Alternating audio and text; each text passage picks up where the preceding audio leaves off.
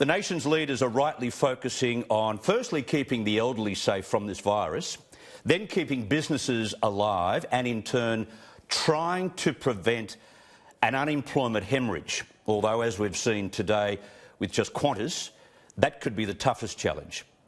But somewhere in this survival operation, Australia needs to recalibrate its independence and trust in China.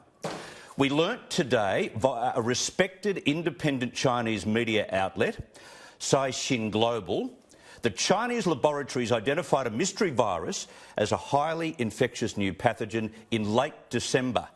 But regional health officials ordered that all tests should stop, that all samples should be destroyed, and that all news of the discovery totally suppressed. You see, that's the regime's modus operandi. It decides the truth. And the world should never forget this deadly cover-up. Ever since this theory has been circulating, what does the Chinese government do in response? Well, firstly, it accuses Donald Trump of racism because he dared to call this the Chinese virus. I'm sorry, where did it originate? The truth does hurt, doesn't it? And to cleanse the news of China's role in this medical crime, the regime has now expelled American journalists working for the New York Times, the Wall Street Journal and the Washington Post. All current press passes have been surrendered.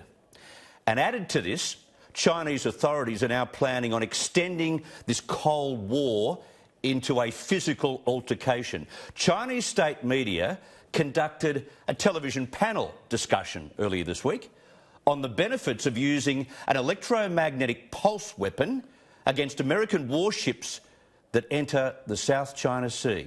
At what point will world leaders rightly condemn this arrogant, this primitive and cruel regime for the way they behave? When we finally get through what the experts say will be a recession, we're in one now, they reckon, Australia should begin rebuilding its manufacturing base, stop this over-reliance on Chinese-made goods, ban Chinese foodstuff pronto, and pull the shutters down on the mass looting, and that's what I call it, of key grocery items. We are sick of it. We've been sucking up to this regime for far too long. They don't learn, and they definitely don't respect human life. And while I'm on this stripping of grocery items at rural supermarkets, an unbelievable story.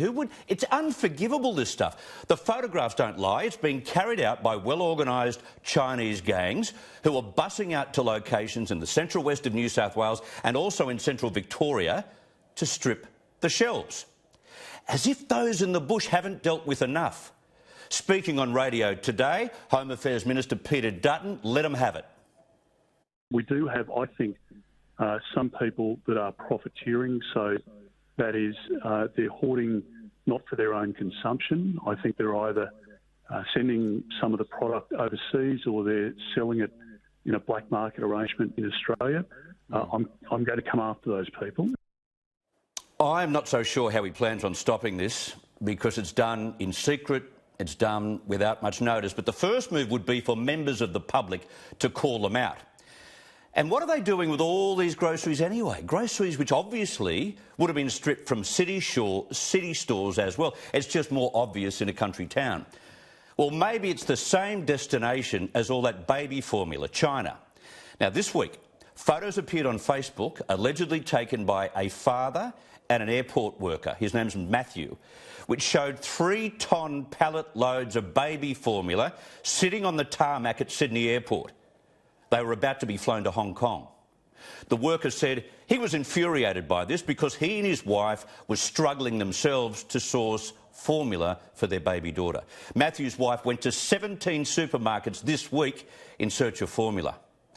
Now, it's hard to establish a link between this massive shipment of baby formula to Hong Kong and the groceries now being stripped from rural towns.